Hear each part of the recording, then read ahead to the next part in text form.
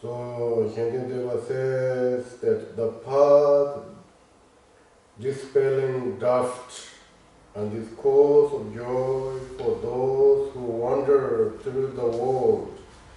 This precious attitude and this jewel of mind, how shall we calculate its merit?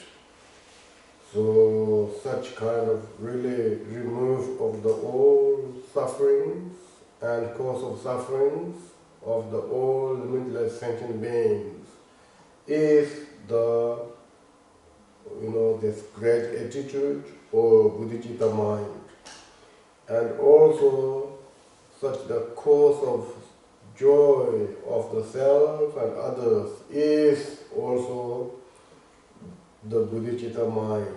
So, and also collecting of the ocean of merit, and this is also bodhicitta mind. So therefore, Sutra teaching says that if the bodhicitta mind has form, and that the merit is, we cannot really feel it even in the sky. So therefore, such who think of the bodhicitta or study on bodhicitta or meditation on the bodhicitta is such great benefits and also the great merit. So therefore, all of us and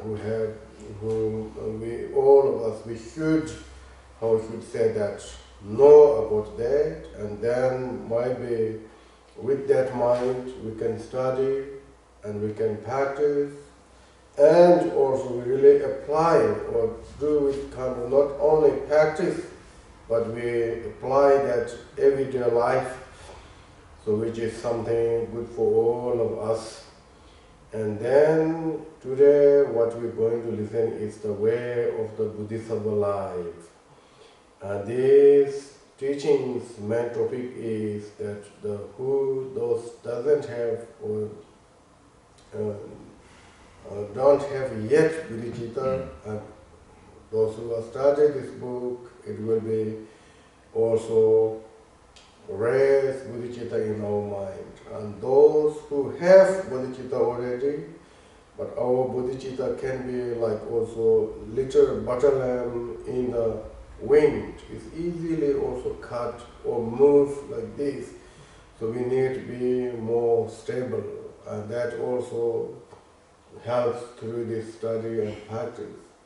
And then those who have very stable ones, then we need to increase, we need to development. So that is also study with these kind of books helps.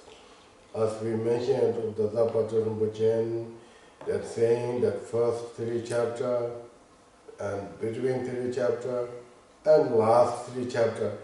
So they put like that 3 chapters for those who have not bodhicitta yet, it helps to arising, and second 3 chapter is those who have had but we keep without any damage, and then last 3 chapter is increasing of the bodhicitta enlightenment.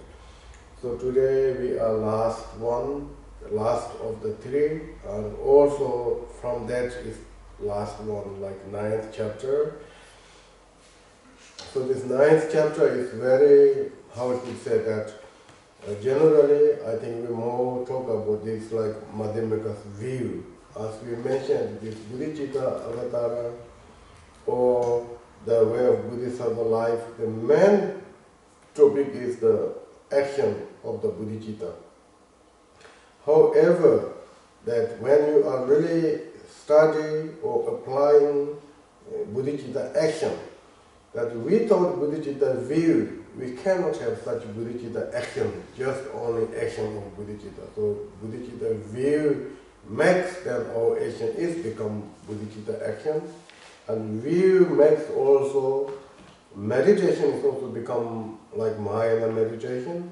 So therefore the view is the very important part of the, anyway, all the paths, even you are Hinayana, Shavakayana, Patika Buddhayana, or then Mahayana, Vajrayana is that more like the difference is the view. So therefore, the view of the Madhyamaka or Mahayana is the like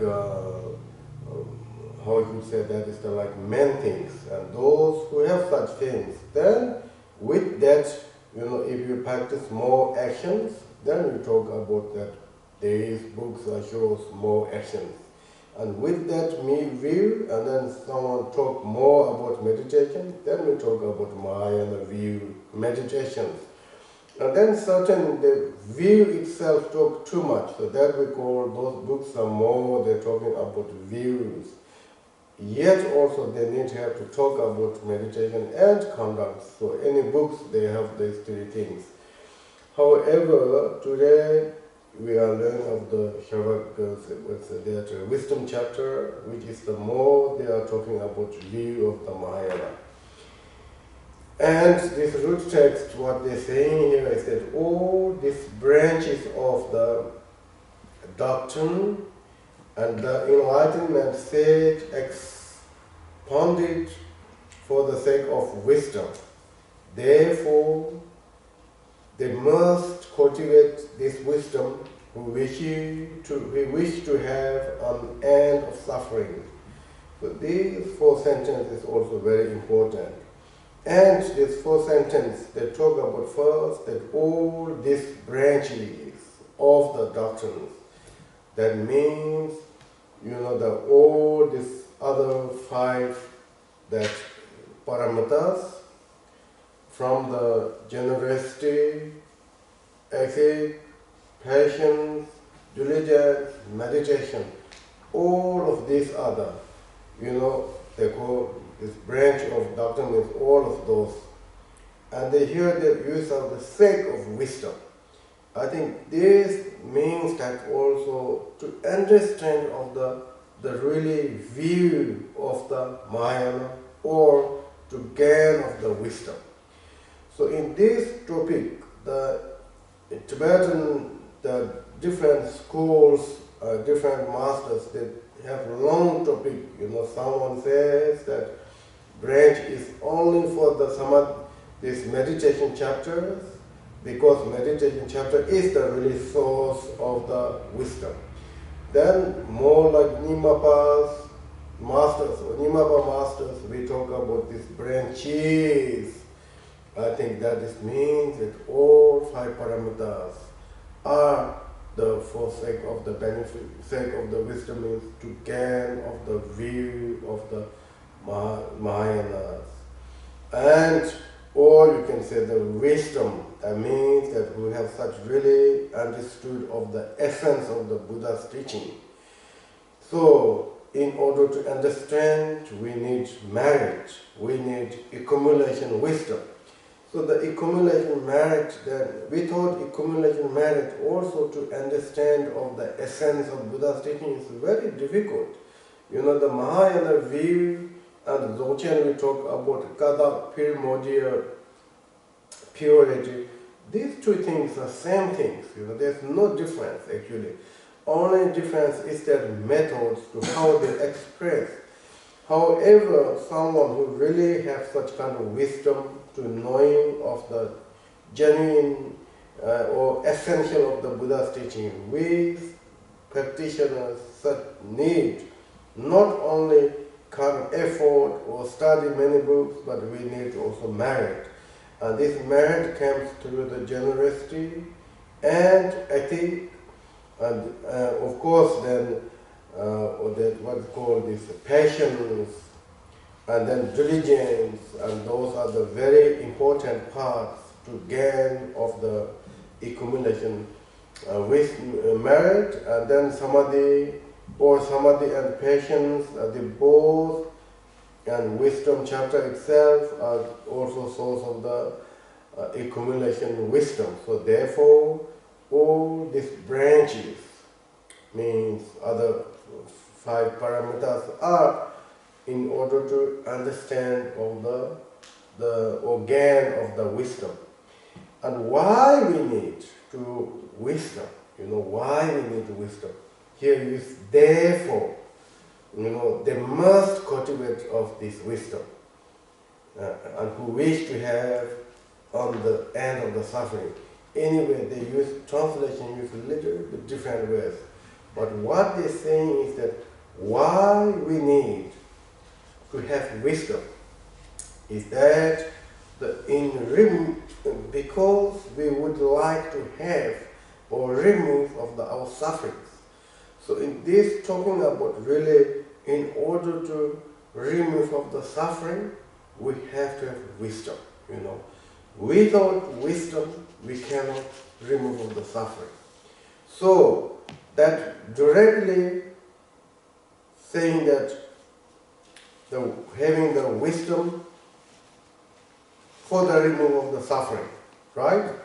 But indirectly, what we call is that why we are suffering? Because we have ignorance. You know, we have ignorance. Directly, they're talking about we have to have cultivate or have to have wisdom because that we want to have rid of suffering or free from suffering. So there's two different kind of meanings that whoever wish to be free from suffering, we have to apply wisdom, and other way around, whoever have ignorance and there is suffering. So today, most of sentient beings, why we are suffering? Because we have ignorance. So here, ignorance and wisdom. And generally speak of the wisdom, we talk about wisdom of the listening, wisdom of the reflection, wisdom of the, you know, like wisdom of the, how I should say that, meditations, also wisdom of the many-ness, wisdom of the oneness. There are many ways we are talking about wisdom. So here, more this are talking about something that wisdom comes through the meditations and to really and see the nature of the, or essenceless of the phenomena, or nature of the phenomena, or such more like, how you could say that, emptiness, you know, emptiness of the phenomena. That kind of wisdom we call the really wisdom, okay? So here is the that kind of wisdom. So the commentaries, that is like more, anyway, more like the root text. So in order to remove all the suffering, and we have to generate of the wisdom. And that wisdom, it comes also through the study, practice or meditation of the all other paramitas, you know, other paramitas to really help to gain of this wisdom. Then, other hand, when the use of the paramitas, and in the Madhyamaka teaching says that paramita means that go beyond. Go beyond means that, you know, today we are very much believe of the what we see, what we hear, what we feel, and such things. So this is we call this, you know, this situation or samsara situation. And go beyond means we go beyond that we live. So that means also something that we really have to see the true nature of the phenomena, which is far more different than what we see, what we hear, and what we feel.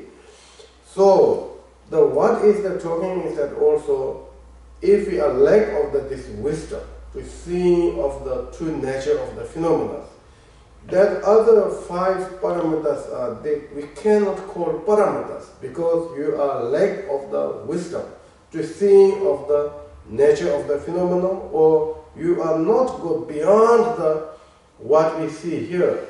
So therefore, generosity can be generosity, but not generosity of paramitas. Ethic can be ethic, but not ethic of the paramitas, when we are lack of the wisdom. So therefore, they are interdependent originations.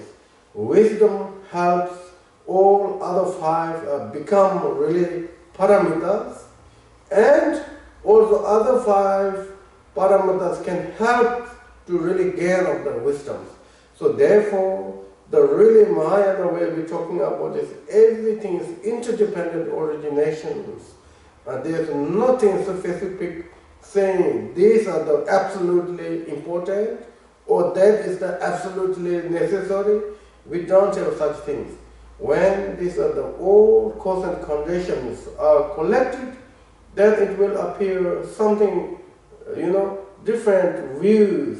When the all cause and condition of the white colors are there, then maybe we have seen the white colors, right? And also there is all cause and condition of the many these kind of colors around there. You can see that kind of colors. So likewise, all these 5 or 6 parameters put together very accordingly, correctly, then what will appear is that we appear beyond the worldly things. Beyond the worldly thing means that beyond the what you see today, beyond the what you hear today, such things.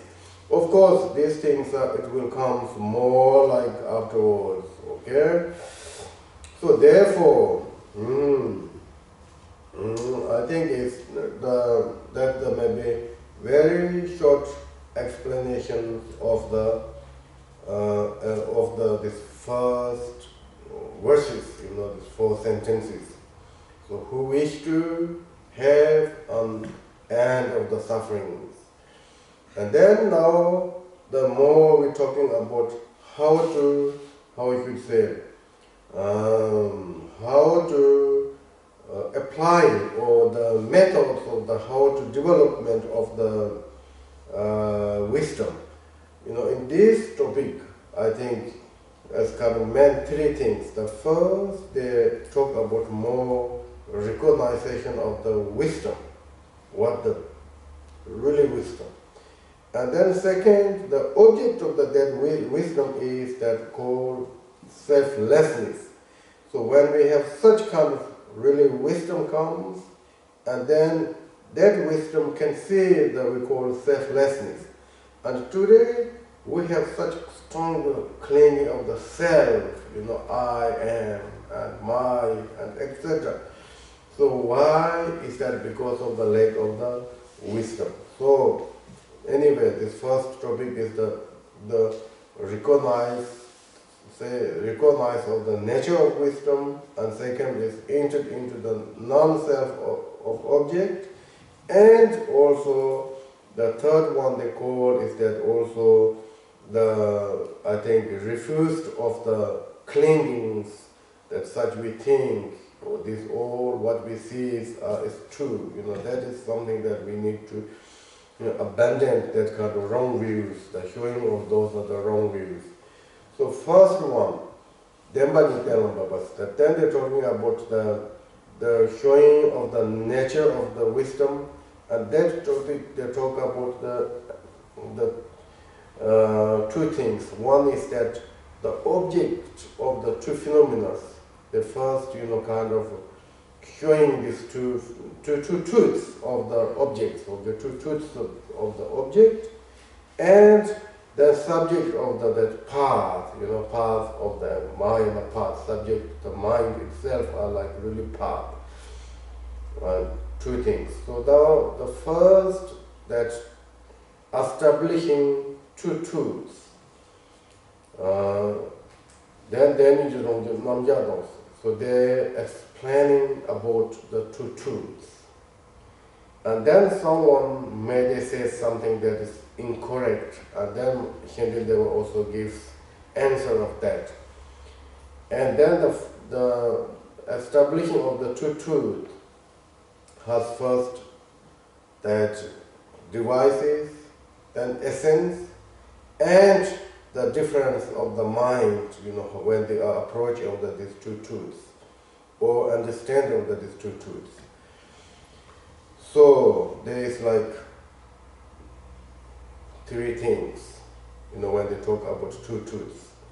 So the first, in the root text, or those who have no books, the 137 and chapter 9. Anyway, the second verse is relative and ultimate, and these are the 2 truths declared to be.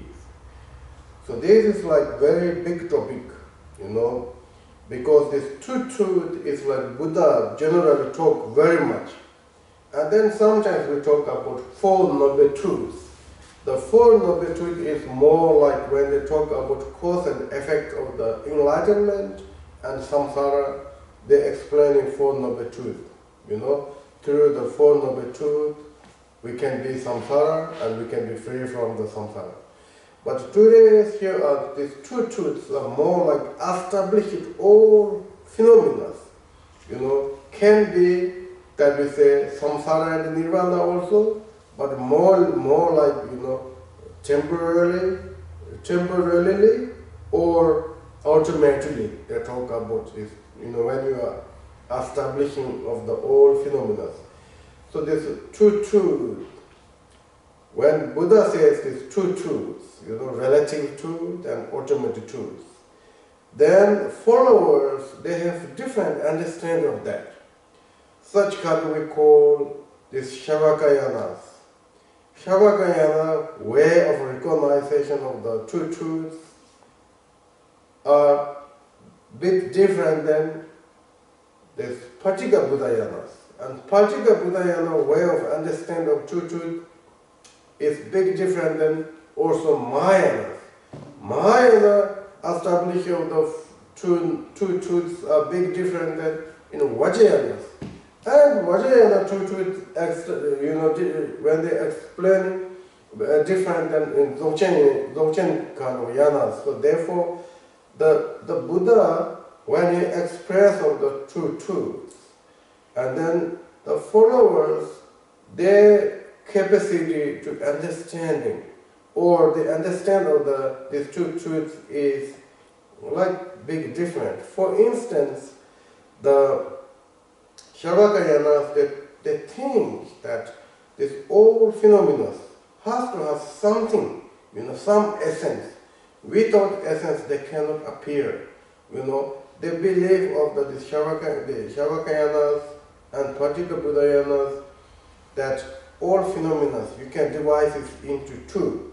That one we call form and another we call mind. You know, mind and form is like main or major devices or division of the all phenomena, which is something like that. Then they're thinking of that, okay, and that, how should I say that all this growth of the phenomena, the forms, you know, growth of the form, such that mountains, rivers, today what we have, universe, whatsoever is, they think these are the relative, you know. When you really look at, you know, you can devise this many kind of pieces. There's no such really kind of oneness, very growth. So they establish it into the partless particle. And all this universe, it comes through the very partless particle, very tiny. I think they call, you know, like sometimes in English, the most of English that translators, they use partless particle. This is like very much directly translated from Tibet word we call Durchen Chamet. Durchen means partless. You know, Chamet means particle, partless particle. But there was also some other translators use other things, but anyway, you should understand. The partless particle is like the very tiny, there's no even durations, no even like, you know, size and etc. That much they can establish it, you know, and they think that is the core absolute truth. Why? Because they think of all this growth of the universe, you know, built from them, these partless particles. And partless particle is like source or like cause or source of all this, you know, universe. So they think of that is the absolute truth.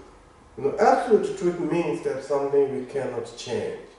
You know, absolute truth means something, it has to be like changingless, you know, bondageless, I think, and also something that uncompounded, you know, we call like that, uncompounded and changingless,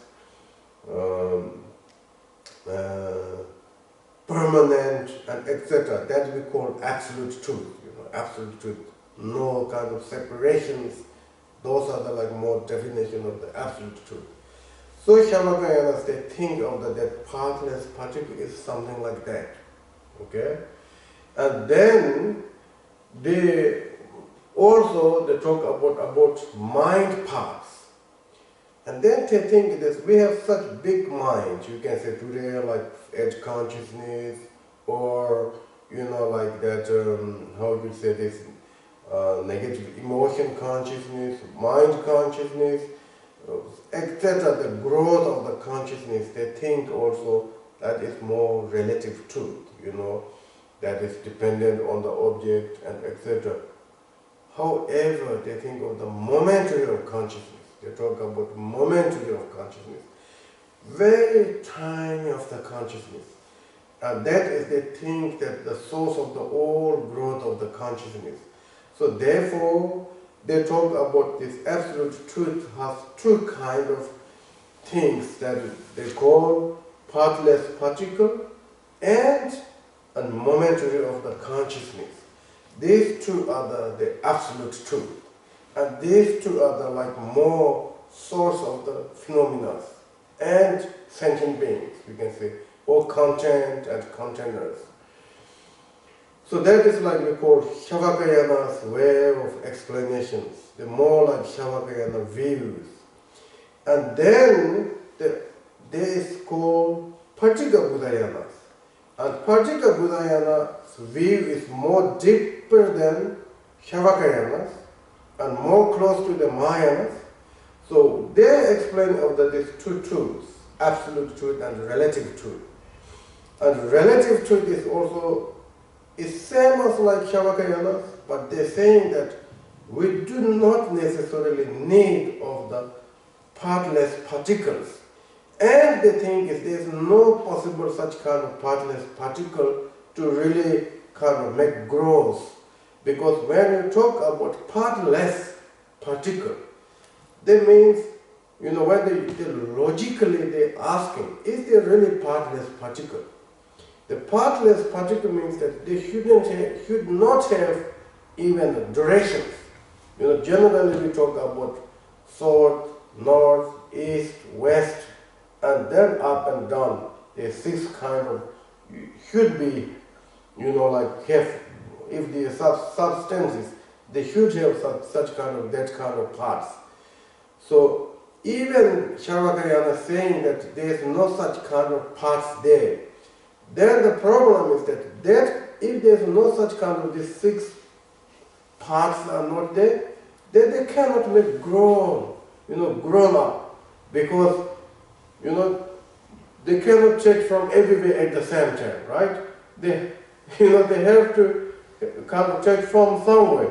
So if there's no such kind of directions, and there's nowhere to even become growth bigger and bigger. And if they say there is 6 parts, then they cannot talk about partless particle, because must be maybe one parts they are joined, and at that moment maybe one parts are not joined any others. So there is parts. So there is no such kind of partless particles. So therefore, Shavakayana is saying that there isn't such kind of partless particle, absolute truth. And also they're saying that there's no need such kind of things for the growth of the this universe.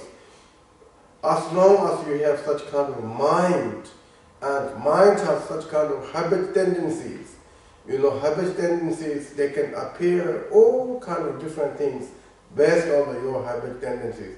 So therefore, Pacceka Buddhayana, they talk about they realized of this partless particle is not existing, must be totally empty. And you don't need such kind of things to appear of this universe or sentient beings.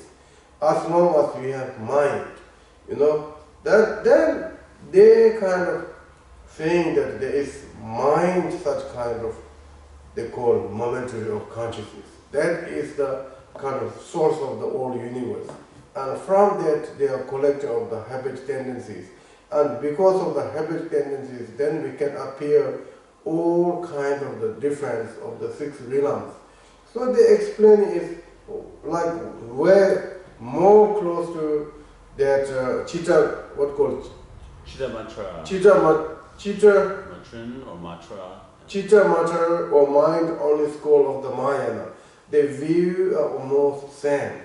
So still their belief of the momentary of consciousness is absolute truth, and that is the source of the whole universe. And so, and how it is that they are more they're talking about such that when there is the mind, when there is the mind, then everything it will be appears. And then of course that Shavaka, the particular Buddhayanas, they cannot say that really totally empty. But like there's nothingness, they cannot say. The thought of that this momentary of the mind is really absolute truth. That is always must be there.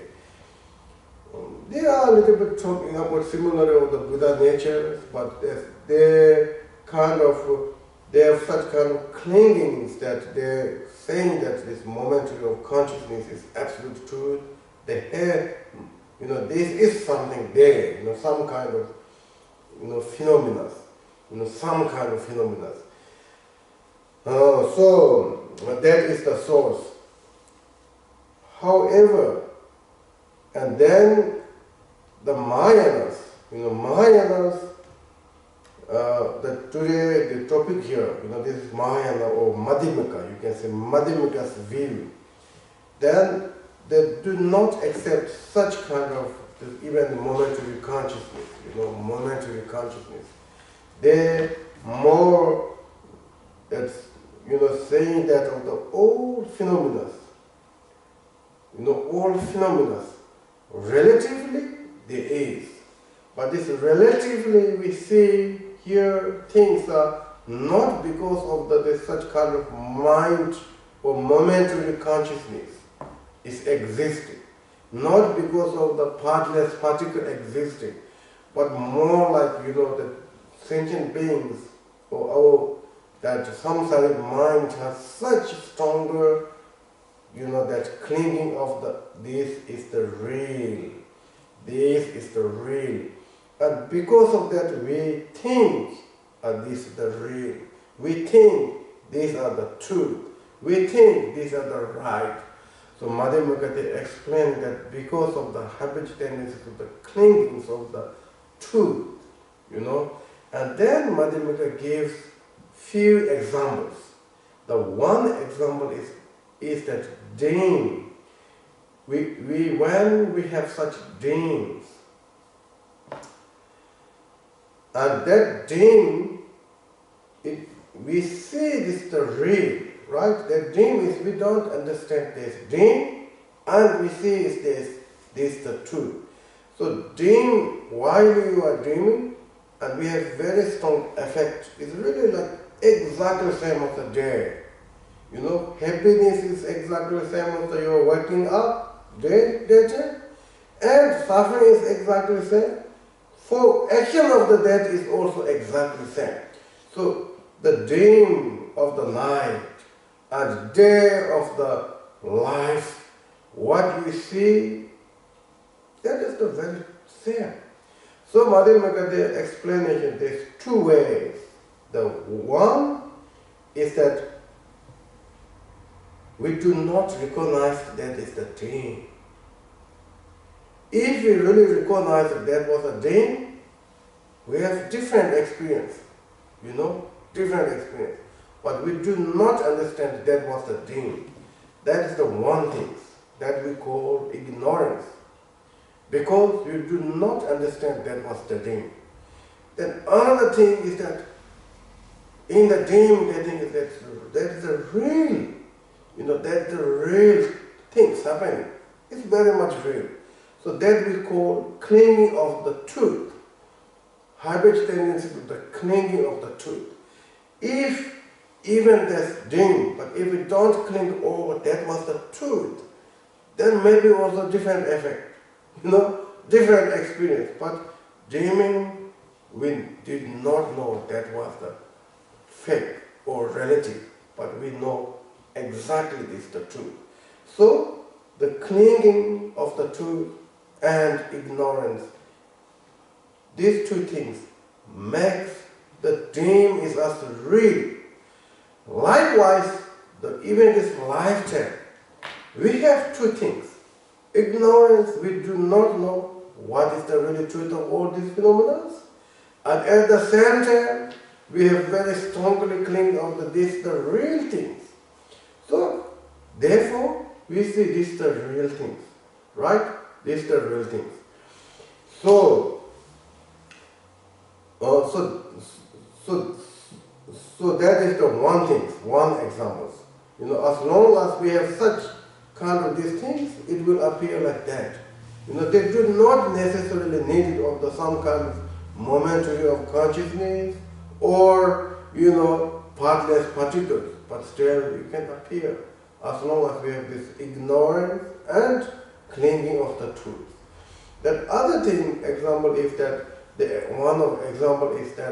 use of this litter flying of the what you call this insect, who really like to the light. If you have candles. Moth.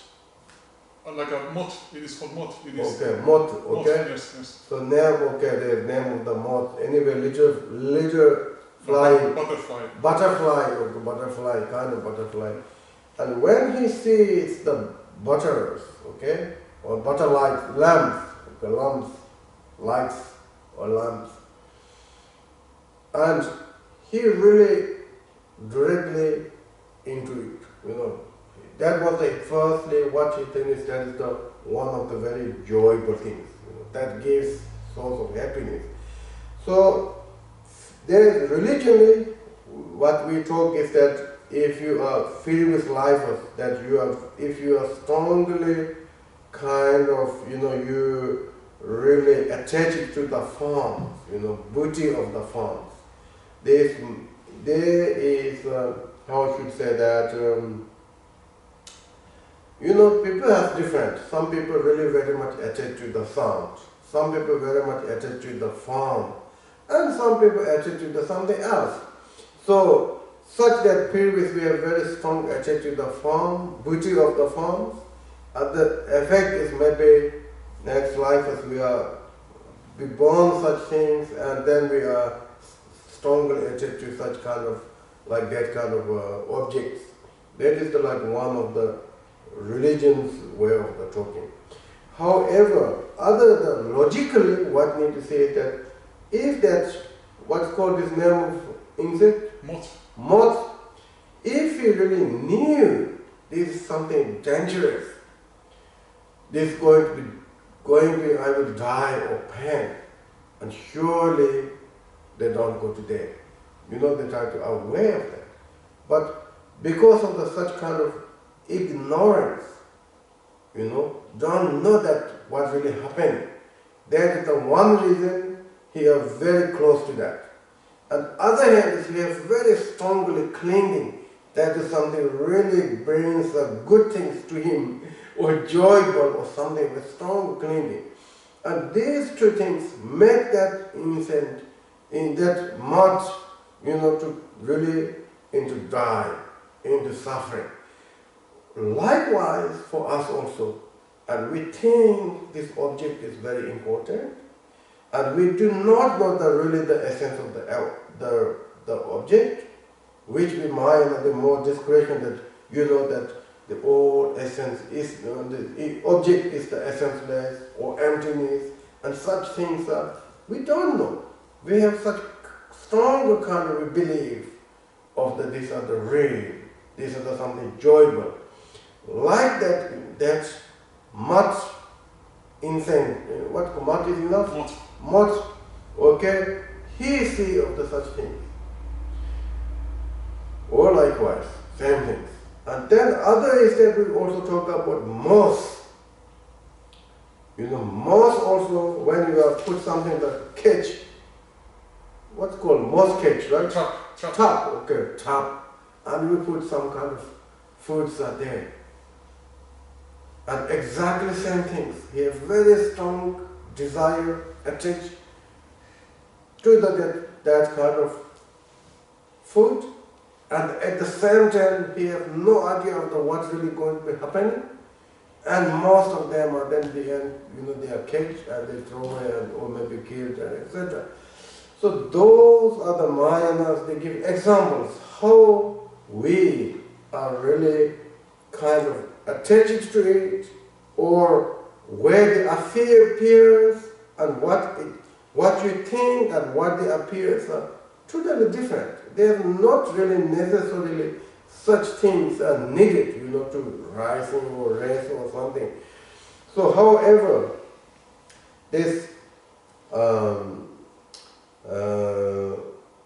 the Mahayana, when they talk about that absolute truth, for instance, of the absolute truth, is not necessarily needed of some kind of momentary or consciousness or partless particles, but the interdependent originations, I think more like we can say that, interdependent originations, and it will appear.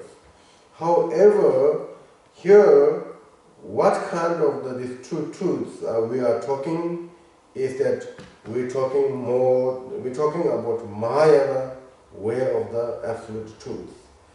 So, the relative is more like today's what we see. Whatever the object of the mind we call relative or relative truth. In the Mahayana, they talk about two difference. Merely relative is such like dreams, such like illusions, I think. Dream, illusion, mirage, and those are something there. It's called relative. Relative means also really can be appear, but not really essence. Just like some kind of, some circumstances, something appears. Then relative truth means more like, might be, relatively, fire works something as fire. It's not big different than like dreams, different than, illusory or mirage and etc. Different, right? But they call a relative truth, something that is, worldly, it's functioning. So therefore they use truth, Worldly, if someone said fire is water, that is not true, that is something wrong. But fire is fire, water is water, those are worldly, it works. So therefore, merely relative and relative truth. As well as also in Mahayana they talk about absolute truth has one we call I think that one we call Namdong Namdemba. We call absolute truth compare of the relative truthly. They are very, very absolute, so therefore we call absolute truth. That Tibetan word name is Namdong Namdemba. Like some kind of it's very far truth than relative, but not final absolute truth. So there is final absolute truth, and then compare of the absolute truth, or something like that name. I think there's two kind of names. So absolute has two names, relative has two kind of relatives. However, the thing is that whatever the object of the mind, or object of the ordinary mind, and then we call relative or relative truth. And then whatever the subject of the wisdom or beyond this mind, and then we call absolute truth. Absolute truth. So there is two kind of such things, okay? So anyway, actually first these two words are like more devices, and then second, kunzo no yongta bete device no trivial, 대응을 to be taken. So anyway, probably so absolute truth has to be like really the object of the wisdom that we need to understand. And then here, this next two steps. Did you read that second one? Yes, I'm talking about now. I'm reading this next this next two of this from second. The ultimate is within the reach of intellect. And for intellect is said to be the relative. It is very clear. I think they use intellect. That is same like mind, you can say. Whatever this dualism mind's object we call relative. Okay? Whatever that the beyond this mind, the noble mind, the wisdom, then the object is absolute truth. Absolute truth. This way of explanation of this true truth is we call what they call is that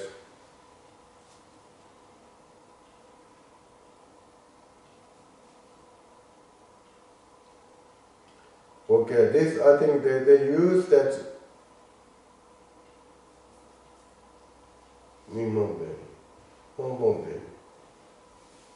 we call, I think, man, like whatever appears of these are the relative and the essence of the absolute truth is similarly same. So therefore they talk about more like this absolute and relative truth are more appears relative and emptiness are the absolute truth. So there is name in Tibetan called non deni. Non is appears more relative, and tong means emptiness, deni means true truth of the appear and emptiness. This way of the explanation of the true truths. So so they hear the one sutra's quotation. The absolute truth is, saying here, such that the truth of the body, speech, mind, and that cannot be absolute truth. Basically what's saying is that whatever samsaric beings see, here, this faculty, ordinary faculty, dualism faculty, dualism mind, that is we call relative. And then here the Buddha's word, the absolute truth itself is just only object of the wisdom. And beyond the and these are the such that really, of course that we cannot see this ordinary mind, but even, the wisdoms, the Buddhas themselves, they need to be experienced. So when we talk about absolute truth, then these are the something need to be little experience, experience of the really that absolute truth. Normally absolute truth is kind of beyond the talk, something we talk. We can hear something, some words, but that is not really. In the Sutta teaching, they're showing a saying of when we're showing the moon by finger, then finger and moon are very big gap. But this can be show some kind of moon, and someone can make understood, moon with this finger. Likewise, when we talk about absolute truth, if you are just stuck in the finger, you never see the moon. But if you look far away, not look this finger, but more up, then maybe we see moon. Likewise, if we are stuck of the what they talk about absolute truth, or we are just stuck of the only this kind of sounds or physical acts, means that more this dualism mind, then we won't see. So this, whatever today we talk absolute truth, and now here they're talking about beyond this ordinary mind, etc., is just sound. So from there we need to find the absolute truth, and that is more we need to really look correct way, correct direction. So that comes from the looking correct direction is more like, I think, meditation and experience, the own experience of the what it is. If you are really meditative of the look at your own mind, may possible that we see the limitless of the mind. May possible there is no such really the negative emotion and conception and thoughts and things like that. So therefore, anyway, when they talk about this absolute truth, then we have to, to be more watch or more calm, more like calm and abundance, or this, meditation parts are very important. That is I think, the second words. Then jiten nanjopa pavavos. Then Demba jimbote le shopping jiten pade. Then now here we're talking about how we really approaching of these two truths. The subject is like that. How we can approach, what kind we need to and that methods. Then this next two sentences. In light of this, within the world, two kinds of people are observed. Those with yogi insight and the common run of people. I think these two things. The English translator, I don't know exactly this in light of this and etc. That here in Tibetan I don't see it, but Tibetan word this telan jiten namyento najupano palvao. So what the meaning of this yogi insight? The Tibetan word is nanju. Nanju is today we call yoga. Yoga means that actually who are really connected into the reality. Nan means reality, and jor means two words. Sometimes they use rich, richness, and sometimes we use linked. If someone comes to your home, we say he is received or he is already here. We call him jor. So someone who really, linked into the reality, that is called yogi. How you can be linked with reality? There is only two ways. One is through the meditation on the shamatha, or meditation of the what we call is that vipassana. So vipassana is more like what you see. Shamatha means more like keep that continuously. If your eyes are open for a while, and maybe you can see many things, but if your eyes are just open and closed, maybe you don't see anything.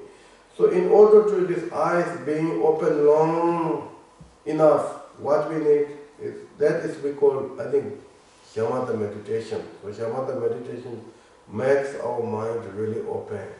And when this mind are opened, then we can see which you never seen before. Maybe you can hear which you never can hear before. So that is we call vipassana. So this yogi means who have such kind of this shamatha and vipassana samadhis. Now those are we call nanjopa.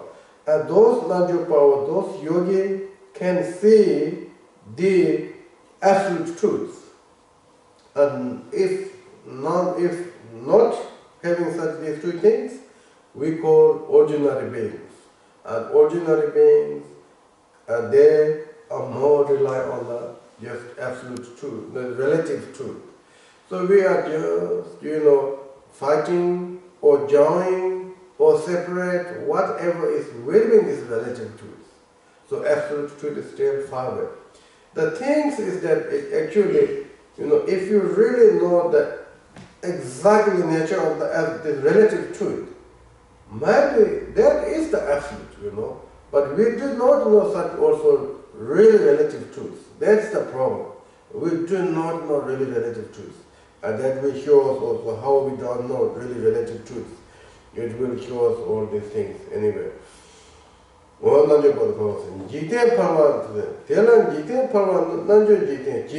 So now is next month. These are, they're talking about now which one is really right, that Nanjopas or yogis, vision is correct, or that sentient beings, the ordinary beings, what they see is correct. That is also another thing. I think today we talk about, democracy, right? Democracy. Whoever more people say something, they will win, right? Generally. So maybe if yogis are very few, right, in this world, then these ordinaries are very big. So all ordinaries are the belief of what we today believe. We think these are the something such things. And yogis are very few. What they talk are nonsense things. But interesting thing is that nowadays the scientific, they're really researching things. They talk many things. So now researching people, they almost understood of what really the truth of the relative truth. I think absolute truth is still far away. But maybe they knew nowadays, relative truth. So science testing can be like very good to the also join of the these worldly beings and also noble or yogi ones in the future. For instance, relatively we talk about something that also impermanent. There's permanent, permanence. We don't talk much impermanent, We think this world is permanent. We think the sun is permanent. I think we think that many things like more kind of permanent. But now the scientists, they talk about how impermanent things. And likewise also impurity or suffering of samsara. These things are we ordinary beings with really far from, relative, understood of the relative truth, even relative truth. So Buddha, the first wheel of the training, what we talk is more they try to tell us is truth of the relative, not absolute, more like truth of the relative. All phenomena are impermanent, samsara is suffering, and what is called this essenceless of the phenomena, and etc. More they're talking about relative things. However, here what they're saying is that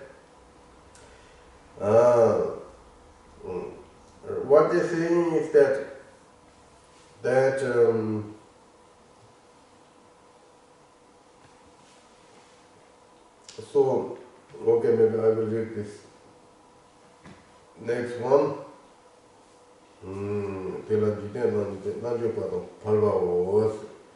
And then what they say is, regarding the view of ordinary folk, and undermined of yogis who themselves are in the world,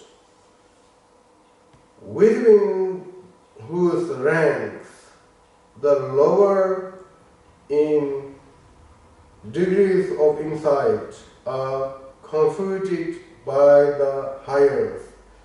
Okay, higher, come to higher. So this is like this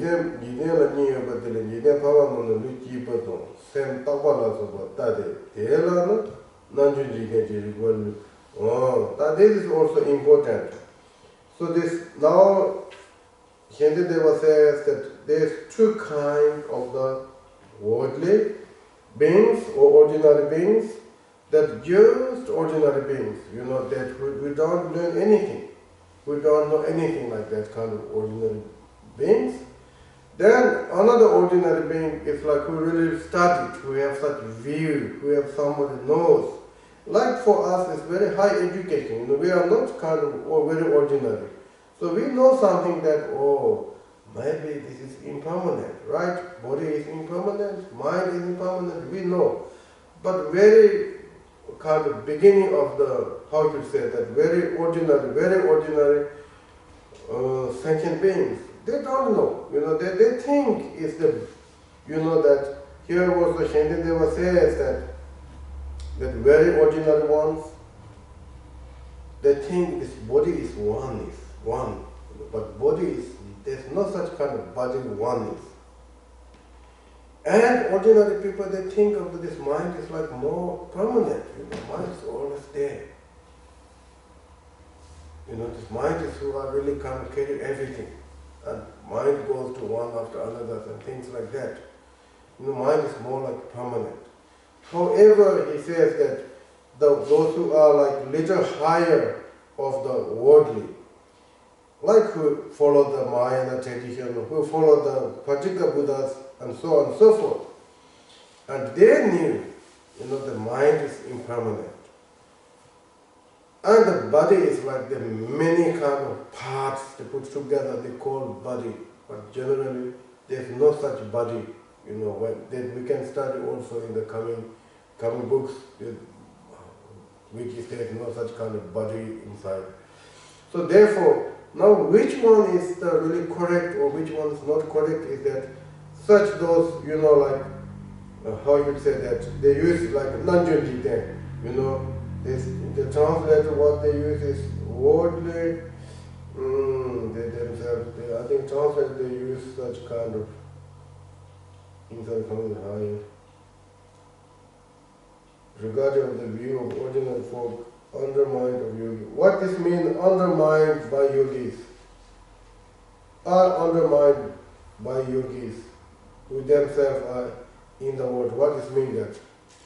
That in some ways that ordinary folk perceive things as being existent, permanent, and things like that, and the yogis, their view of things kind of like transcends it, and it goes beyond what the ordinary view is. Thank you. Okay, something like that. So there's like the worldly, who is nothing studied any of these way of their thinking, and who are studying ones are more close. They can refuse. And then, as I mentioned, of the also Shavakayanas, Pacceka Buddhayanas, and Mahayanas, their explanations are very big different. But the logically, Shavakas are loose from the Pacceka Buddhas, logically. And Pacceka Buddha view the such they call about also momentary of consciousness. They refused by the, this Madhyamikas. Madhyamikas, logic, they harm. Logic can destroy of the Pacceka Buddha's way of the thinking. So therefore, like even of this ordinary, and Shavaka, Pacceka Buddha and such things, they are big different. So they are more, like higher, more winners. Or likewise, if you talk about only the science, they only talk about the forms and things like that. Maybe, I think, who knows more about mind ones can be, they will be, I think, they will be able to lose, in case if it's only they are talk about physical, what today the science are taught. So therefore, I think His Holiness Dalai Lama, they always, many times he mentioned about scientific people, they should learn about mind things, because then really they will have like one full kind of package of the reality or relative or absolute truth. However, on the new one, that is maybe something like that. Okay. Inga yonon dobi pendriut and the majanas. And then next one is by means of the examples for the yogis and the worldly both accept, and for the sake of the result analysis of left aside. Okay, that is two things. I think this was maybe Givali Ninga do Kama Topi Jabasha and the Ship Mugush in Chela. Then Jideb long on the tether, no year tether, Madame Marapi, de Lonchola Chetan Jena. Pava Namla Nanju Parva Tono, Nanju, but Inga Madembe, Dobi Himalas of the P, Nanju, Mumaba Namju Longan no, Demba Kebi. 대다게 론초가 되나 팔와남 따지무 히. So I think that they are talking about such examples, one example, both that ordinary beings also should accept as like essenceless, and as well as also that yogis also accept, one example, both kind of accept. That, as I mentioned about that illusory, for instance, of the illusory, the examples. The illusory means like normally we make something, like for instance today the televisions, the shows, all kind of things. And while you are watching, while you are really here, but there was not really that one. For instance, like what we talk, okay, today we say like one of the Hollywood hero. Which one you want to mention? Keanu Okay, Reeves. James Bond, right? What? I was like Keanu Reeves. Who? He's Actor. actor. Yes. What is that? Action movie. Keanu actor. Reeves. Hollywood hero? Yeah, Ken Reeves. Ken Reeves, from where? The Matrix. He's pretty famous for that. Oh, okay, I have very lack of those educations anyway. However, and this Hollywood hero we see, we hear, but while you are seeing, while you are hearing, there's no such that kind of person there, right? He can die many times and we think he dead, but that moment is nothing happened. This we call illusion, and that is something appear but nothing happened, nothing really. So this example, in ancient time, illusion is more like elephants, horse, and etc. So those, when the circumstances comes, circumstances, and it will see us elephant. Maybe they need a little darkness, maybe they need a little light, and of course they make us like really elephant, and they can move also around. So that moment, there is elephant, but at the same time there is no elephant. So this example is something that without any essence you can appear. So that example makes both, we can call like essenceless, not truth. There's no such really truth of elephant there. Yet you can see, you can hear, you can feel.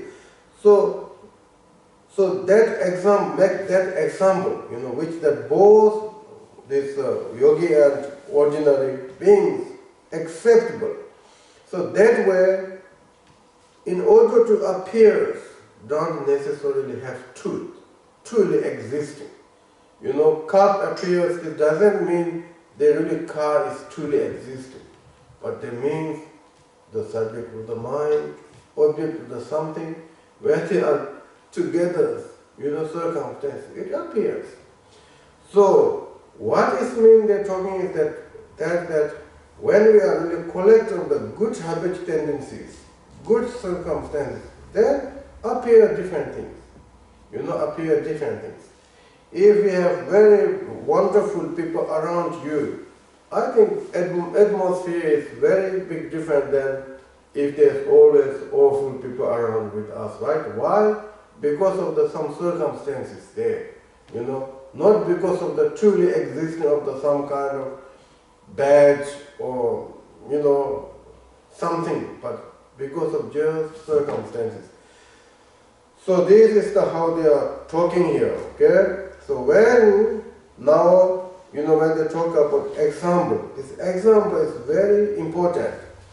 So when they are non-Buddhists and Buddhists, they are debating.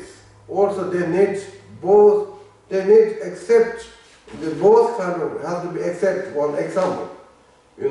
Both should be accept, such example. And that example you can really make logic and make establishing many things. For instance, and some of the non-Buddhism, they talk about their special, their God's sound.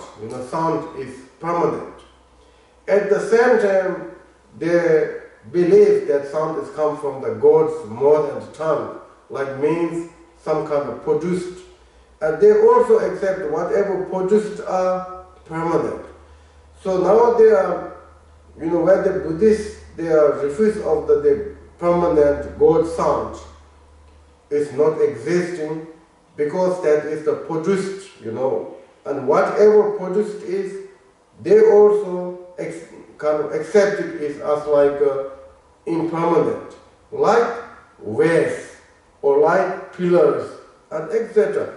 So pillar is impermanent because why? It's produced by someone made, so therefore they believe. So therefore Buddhists also can refuse it.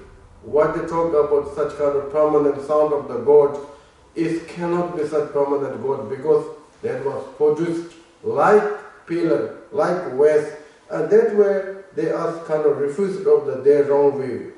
Here also likewise, there's no need to be truly existing to appear because, this whatever appears just be interdependent origination, like illusory of the horse or elephants. So that way they are kind of debating or establishing things like that.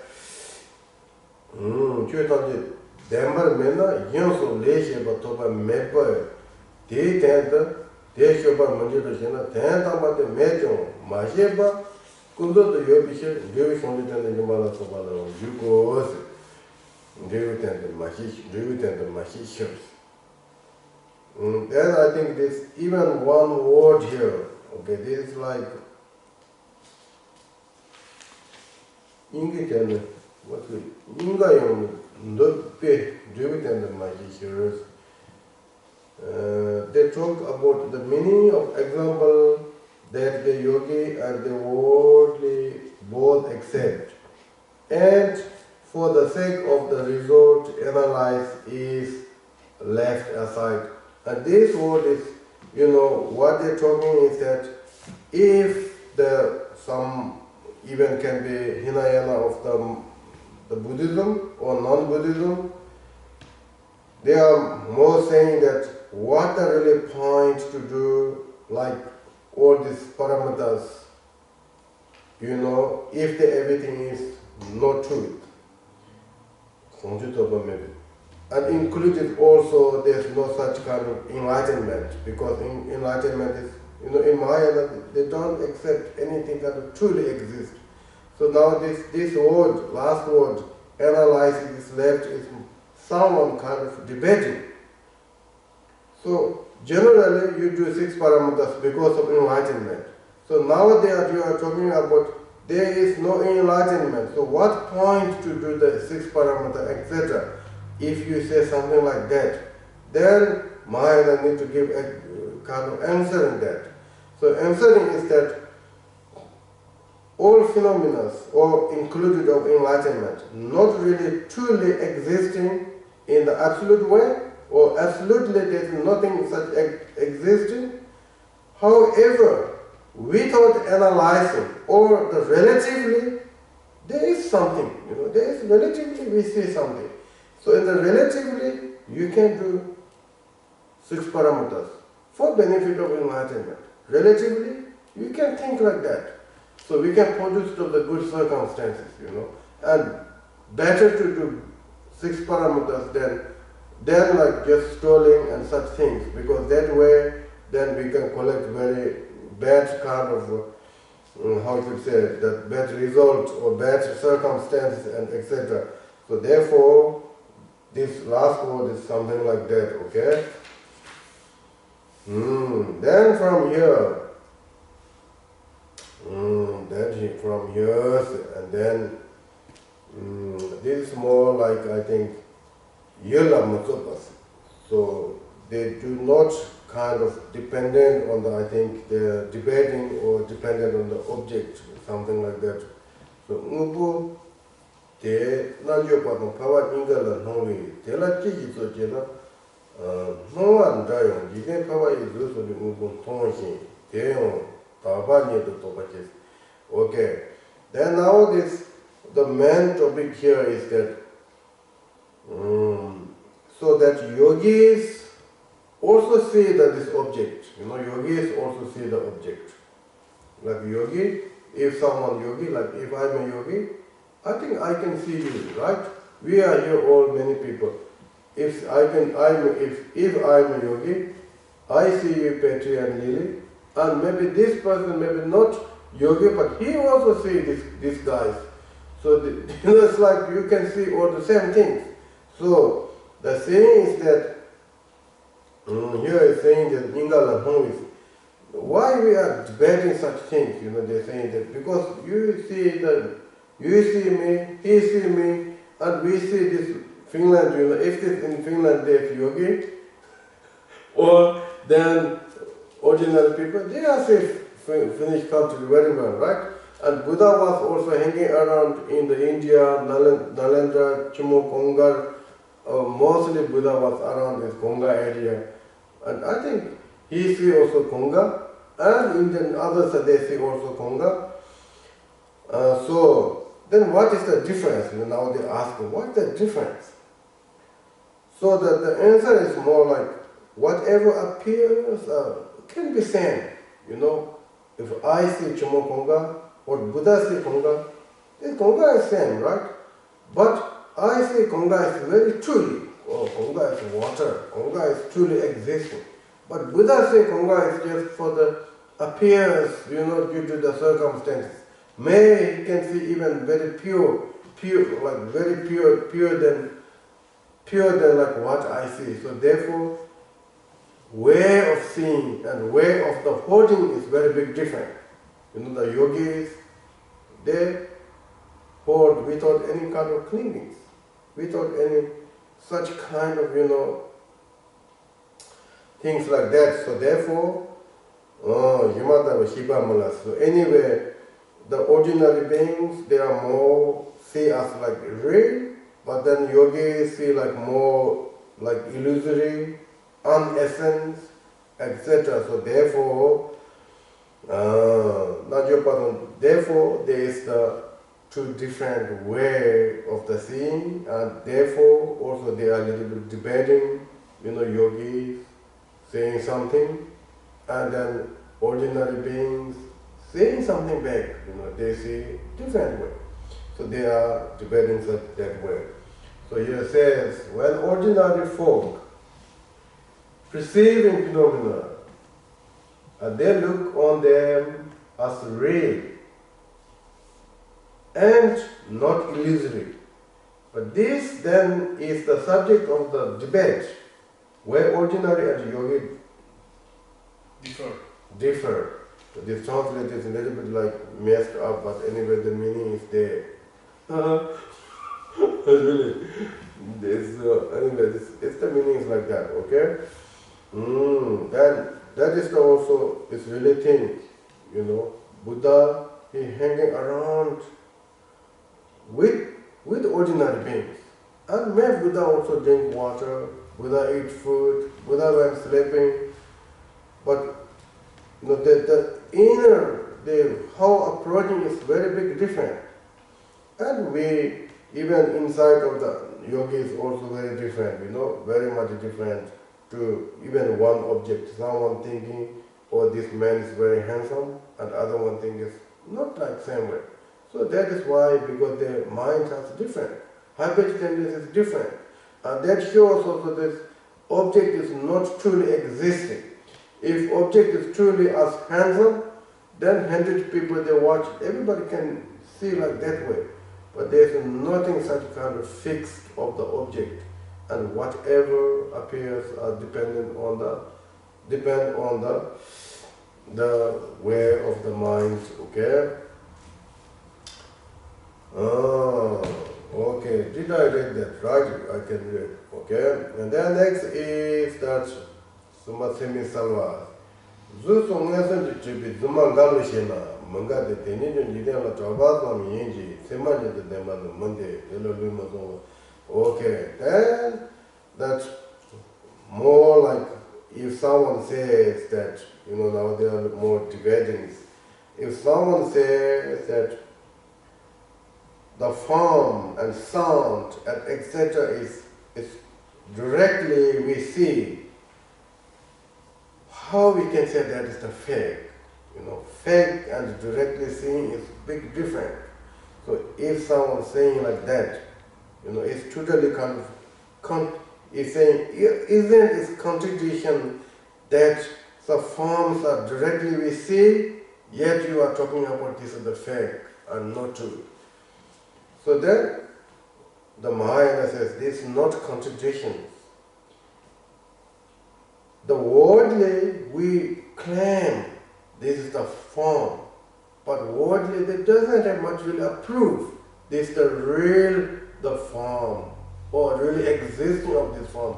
Worldly doesn't have much kind of logic or approval of the logic, but just kind of worldly then none is like that. So these kind of things are many things, what we see, if really we look at, there's no such things. Not only form, but sound and etc. I think scientists also today they are talking about, when you are really look into the form, there's no such really essence there. And like sounds are also same things. These are the things even scientists they talk very almost like same as like Maya are talking, So then he gives some examples, Shentin they will give examples. So worldly, as we talk about, the body, actual body is really impure and impermanent, but worldly, we see as pure. Nobody says it's impure, we don't talk much impure. As well as also impermanent. So this, even when you analyzed, even Hinayanas, they understood. Hinayanas practitioners, they more focus of like reduce of the desire. They are working very much about desire. So they meditating with impure, and they look at the body is impure. And we learn also there in this 8th chapter, the meditation chapter, they talk about how impure of the body, but this is one of the Hinayana's kind of main practice. So worldly, generally they don't talk such things, but now Mahayana is saying to the Hinayana practitioners, if you have followed such like worldly beings, then you should also see this body is like pure or permanent, because worldly is announced like that. And that wasn't even Hinayana, they don't accept. They said the body is impure, impermanent, because they realized that. So this we call relative truth. This is we call really relative truth. So therefore, whatever worldly saying is not really true.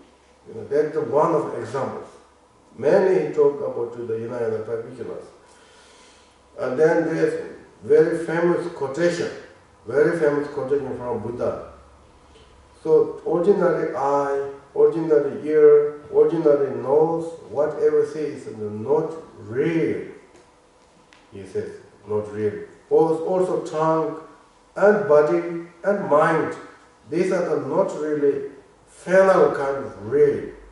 He says, if these are the final reals, then what should you say that what the Buddhas and Bodhisattvas way of the seeing? Because these two are the very contradiction. Buddha seeing and ordinary being seeing are very contradiction. So therefore now which one is we need to say correct? You know, and now Mahayana, they're talking mainly the Buddhism people, but more like Hinayana or fundamental Buddhist people.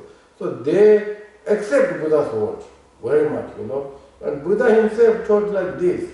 Buddha says that if whatever you see, hear, feel, taste or touch or thinking, if these are the right, then Buddha says, what then we can do of this path of the noble ones? Because they are contradiction.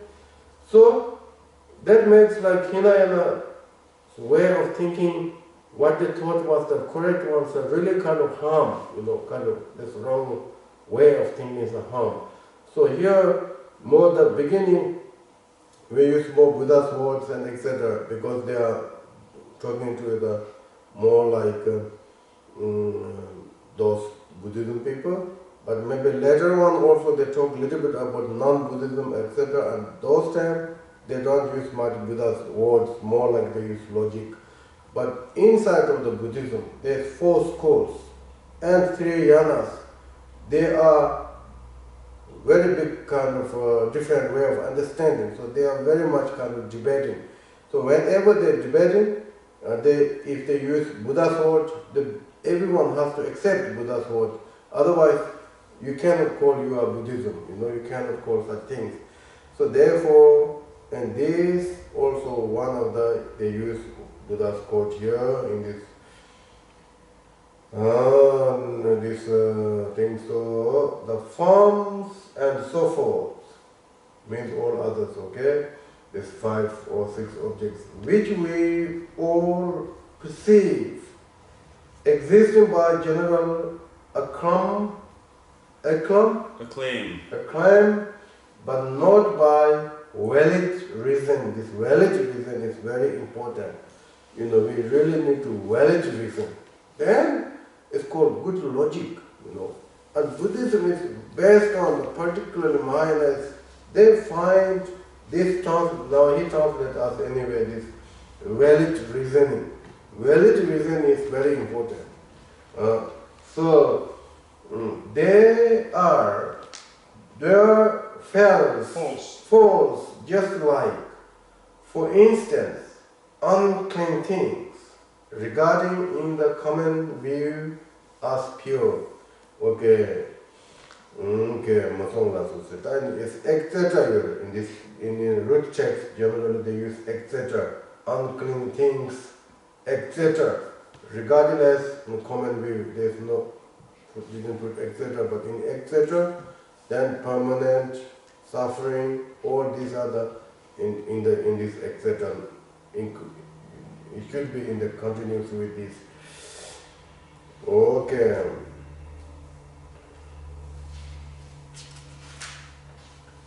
Okay, maybe I will use one quotation. Okay. Then this one quotation is now, if we accept. Okay. Then they were saying something that these Hinayanas, they use some Buddha's kind of word, and if these are the untruth or no essence, all phenomena are no essence, then you will be kind of how you explain of this Buddha's word. You know, they use some kind of Buddha's quotation, I think. So saying that Chutanje Rongyen Mena to be Mubo Kejim Motabe Rongyen the Somas. So Buddha told to those fundamental followers, saying that all phenomena is impermanent. So now the fundamental Buddhist followers, they use that word to Mahayana, saying that if all phenomena are essenceless, then why Buddha tell us all phenomena are impermanent? So impermanent and emptiness are big difference, right? If there is no phenomena, then how become phenomena are impermanent? You know, why Buddha says phenomena is impermanent? That was Buddha's word, which should supposed to accept both Mahayana and Hinayana too. So now Hinayana, they try to debate into Mahayana, so such that Buddha says all phenomena is impermanent. how you can explain that, if there's no phenomenon? That was the Hinayana saying to Mahayana. It makes sense, right? And then Mahayana says, so this is also one of the important. Buddha, he tried to, he talked certain things. It doesn't mean that it's really true, but he talked like things that, that people bring up, into Mahayana. So like when the kids are very much kind of crying or something, the parents use so many kind of methods, Sometimes they say, oh, if you're crying, there is something coming, they will take you or something. But that doesn't mean they're really coming something, but more they try to make calm down. Or they're saying that, if you're crying, then you will lose something, to Christmas father will upset or something, Santa Claus will not bring things like that. So similarly like that. So such who have very stronger of the phenomena are truly existing, everything is permanent, then Buddha says, oh, phenomena are not permanent. They are impermanent. It doesn't mean phenomena are truly, that doesn't mean really phenomena existing, but that person, he has such strong clinging that phenomena are permanent, truly existing. So Buddha tried to tell first, oh, phenomena are impermanent. And slowly maybe phenomena are then essenceless. He will try to tell. But certain followers, they are very focused on the just impermanent, and phenomena are there, and these are impermanent. Now Mahayana is saying there is no phenomena, so they are a little bit confused. So they are debating to them.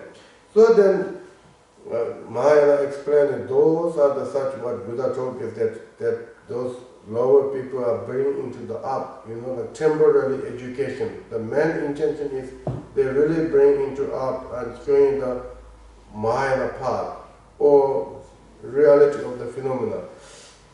So Mahayana tried to tell him like that.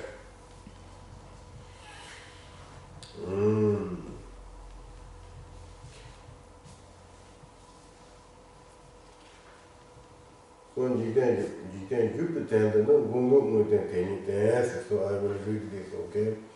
But that he mind instructed the worldly, our protector spoke of things. But these in truth lack even momentary needs. Now if you say it is wrong to claim the momentary is relative, you think you could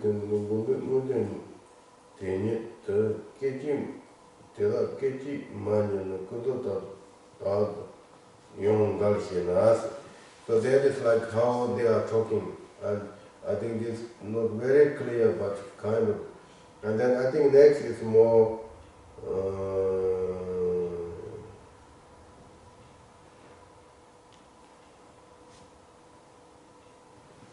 okay. The next is more answering, I think. There is no fault for momentariness. It's relative for yogis, but for worldly beings, ultimate, where it's otherwise the common view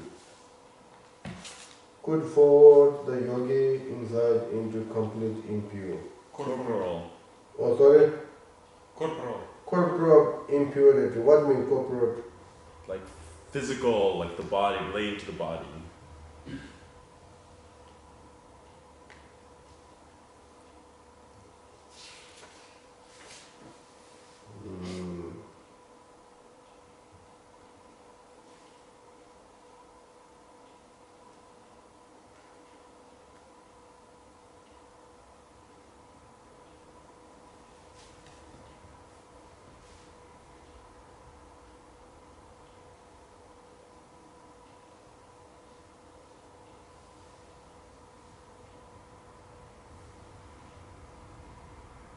Okay, I think I will not make more confusion.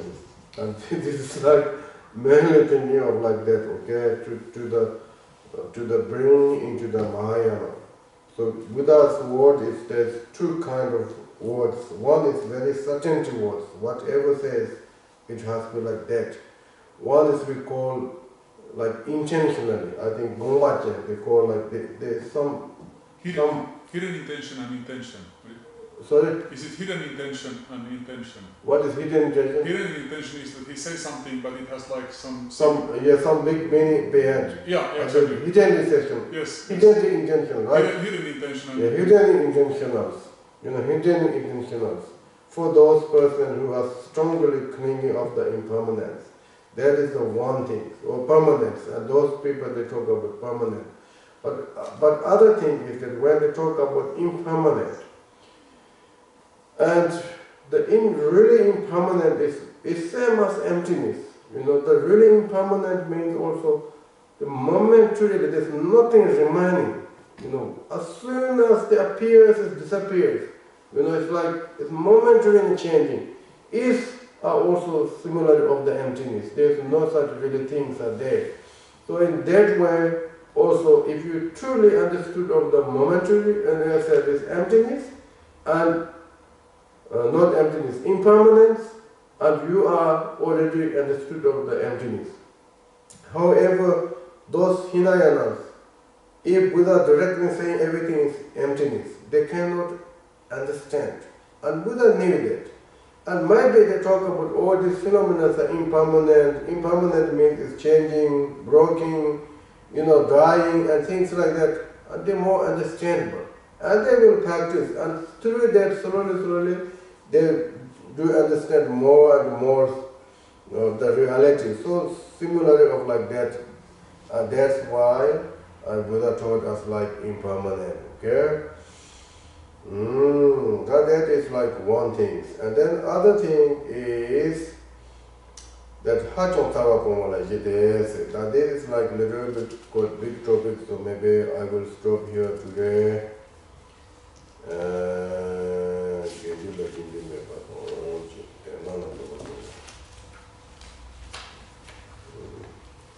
Okay, maybe we have still some time. I think I will try to go on these few words. Okay. Now they are also debating. Then what the saying is that Hinayana saying that Chaitanya Dhammarmana Sondhijam Zimbis. That all phenomena is not true. That then means like more, relative or fake. Then they're saying that even Buddha must be like that. So then what point to offering to the Buddhas? And what the really meaning of the, kind of Buddha is also the merit. If you offerings and you get a lot of merit. That was like very important part of the religion, a part of the Buddhism. Also Hinayana accept, Mahayana accept. So now Hinayana says, if all phenomena are like not truth or fake, that must be Buddha also. Then what the point to offerings? What the really merit? So what point to the merit? And then Mahayana says, if you think of the Buddha is real, and you think that, merit is the real, and you do such things and you get maybe merit. But likewise, if Mahayana says, Buddha is also magic, and merit is also magic, and action you are doing is also magic, and then they get magic, merit. These are the two same things. Like Mahayana, that is like really one of the Mahayana main things. And Hinayana, they think of that everything truly exists. Buddha is truly exists, I am truly exist, and merit is truly exist. But they just only think, that so Buddha says these two are just kind of same way of the thinking, but there's nothing harm of the not merit, if someone thinking of such like illusory. So here the word is that the true Buddha, who is but illusion, who does merit spring. How does merit spring? Oh, how does merit spring? As if Buddha were existing truly.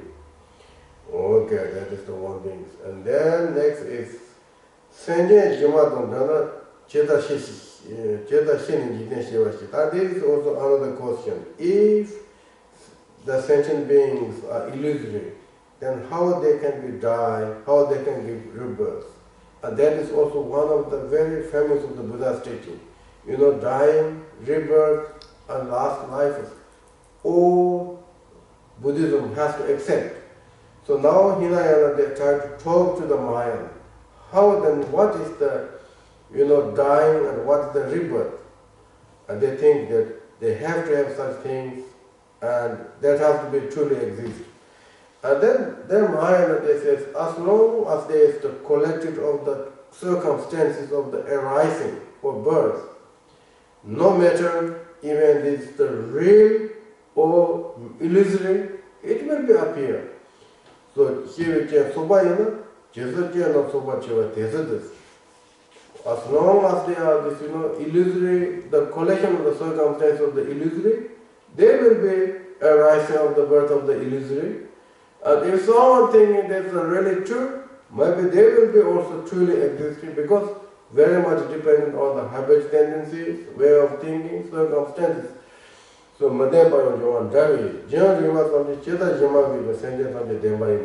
so you cannot say that if there is such a period, long time, that doesn't make something truly existing or something essencelessly existing. You cannot approve anything. That was Mahayana saying, so that is the one of the from. But you ask if beings are like illusion, how when dying and can they take rebirth? Then the answer is here. As long as the conditions are assembled, illusion likewise will persist and manifest. Why through simply being more productive? Should sentient beings regard us more real? It's clear, right? All clear? Okay, that's good.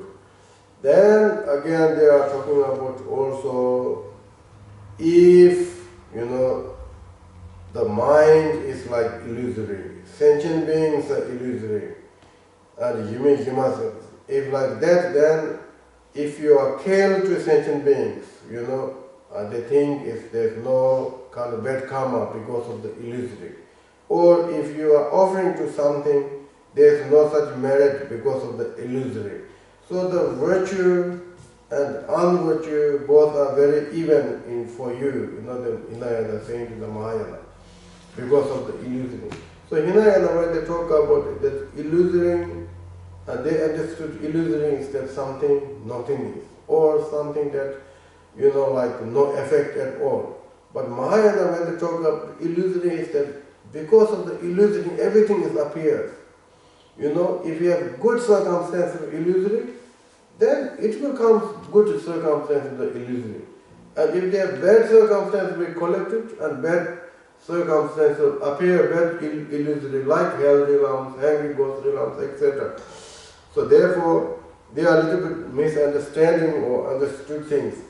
Yumishivi yuma sepato, chobala sopa shebala, sen me bishi gidi mede, yumata ve sen on dembi, senja teta shibala, shibabola shandela sopa sen yobi, sonambo divan jongosi. So even if all beings are like illusory, and they are killing us illusory, or they offer us illusory, in Chobala Soba Shiva, Bola, Same Bishil, Gedi Mede, Yimatavi, same. If there is no such kind of really mind, there is no such like that. So therefore, there is no such really virtues, no such really, suffering or unvirtuous actions. That is true. However, the mind also like illusory, the whole act is illusory, and they do such kind of illusory actions to killing us or offerings or kind or anger, etc. There is such kind of result will appear, that appears, bad appears, and that bad is also illusory. And there was the good appears, that good is also appear, like that illusory. So that is nothing dependent on the really mind or not really mind. But it's more like, how you are created. the circumstances. That is like very fundamental of the Mahayana way of thinking. And these things are really like such Buddha's treasure of the Buddha's teaching, this Mahayana teaching. This is something we call philosophy, this we call scientific, whatever you can. This is more like logic, or all these teachings are just as logic or valid reasons. Oh, that's what they're talking about here. Okay,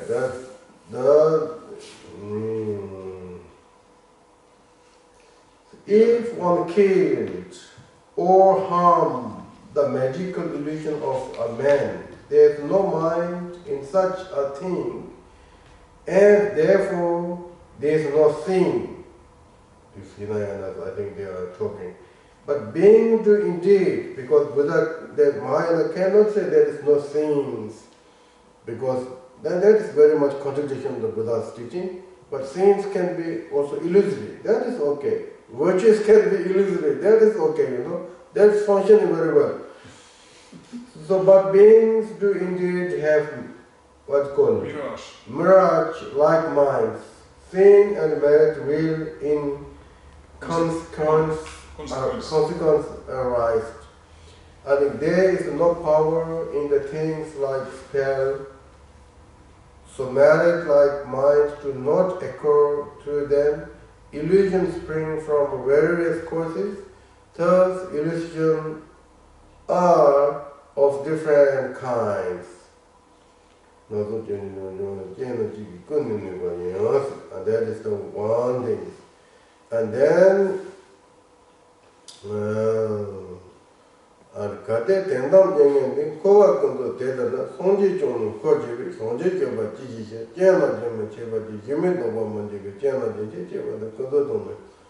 This is also quite nice things, so maybe I will read this also. Kate tendam ba senje tamje rongen jengen in dejon. Deda kundo dum kowa yimba deda riba sonbi nongi chane sonji chonu jirbi sonji cheba jiji shade. No jene sonji kowa jibi sonji dikyoba jishinjade. Jena jyon majena yimao doba manjirwa yanda senjena kowa jibi senjena kowa jibi jyon majebi kowa yina sonjena kowa jibi jena jyon cheni kowa rongi kondo toyo manyongo.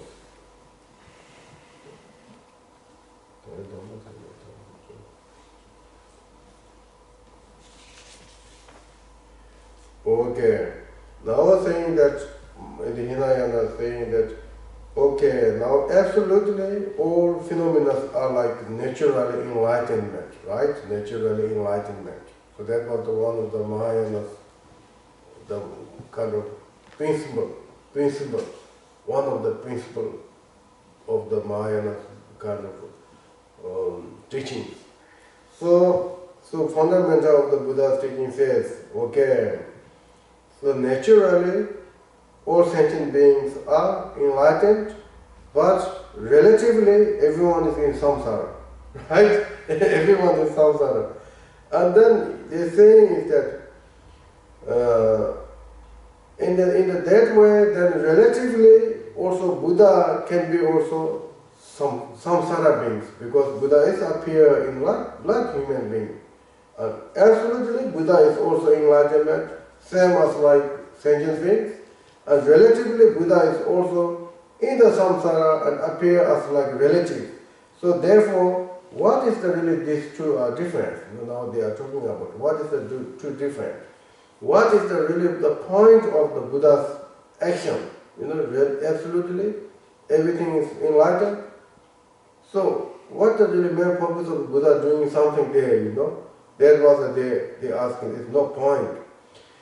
So then Mahayana saying that this main thing is that the circumstances such that when there are bad circumstances, when they cut it, then you are relatively also enlightenment. Like Buddha. So Buddha, they appear in the samsara, but Buddha himself, there is no samsaric suffering, because the Buddha's view is also different than us.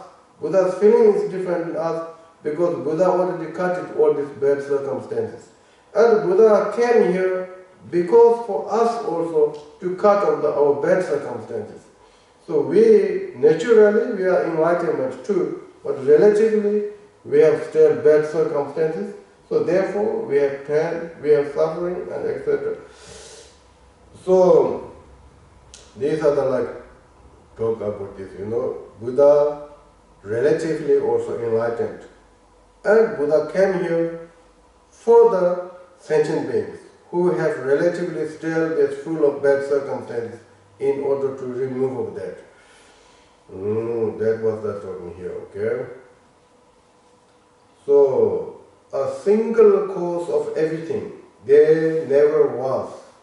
If automatically, that was, look, Hinayana, they don't want to accept, Mahayana, they're talking, and they want to have some kind of cause, momentarily, or conscious, partless, particular, etc.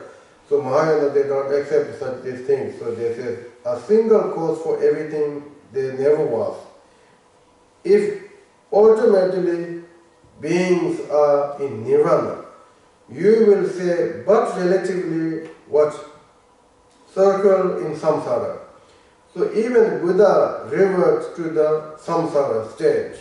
So why, you ask, for the Bodhisattva path? As long as there is, okay, now these are the more answers. As long as there is no cutting of the cause stream, there is no halting even of illusory displays. Illusory displays. Okay, I think maybe something like that. I don't know. Okay, and all those are the more they are debating basically Buddhism, that fundamental followers they debate to the Mahayana. When they start with the Mahayana, they're talking about interdependent origination and emptiness and illusory and etc. Then they are really big kind of shocked, So they are trying to debating to the Buddha's basically more relative point of view. But then from here, I think more absolute kind of point of view, they will debating, and this maybe we can talk later. Okay, so I think most of our Shantideva's groups are here, so thank you. It's very nice if you can hear all of full teachings, and also there's some new people come, also very welcome, because this 9th chapter is kind of they're showing a lot of absolute truth, and there many kind of key points of the Mahayana teachings, and these not very detailed ones, but most important ones are also the topic here. So you will also hear some good teachings, and maybe through that also you get a lot of merit, power of that merit. Who knows what will bring up,